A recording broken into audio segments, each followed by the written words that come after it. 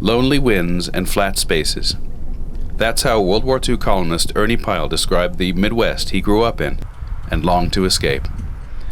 Pyle went on to become one of the most popular journalists of the 1930s and 40s. He won a Pulitzer Prize in 1944 for his coverage of the war. Today, his hometown of Dana, Indiana, preserves many of Pyle's personal effects in the Ernie Pyle Historic Site. Johnson teaches the course In the Footsteps of Ernie Pyle that studies Pyle's prolific reporting career. Students travel overseas to retrace his wartime path through Paris, Normandy, and London.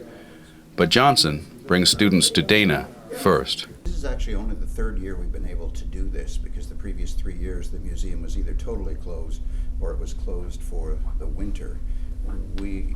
I am delighted to be able to take the students there because we really can see in person Ernie Pyle's roots. It's a smaller town than it was, but it's a small town, an Indiana town.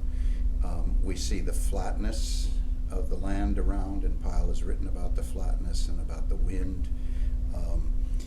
We see people in a small town. There aren't as many as there were, but we get to meet some of those people. We see the house where Pyle probably was born. So really our footsteps start with his first footsteps. See what it was like to live in a house like that more than a century ago.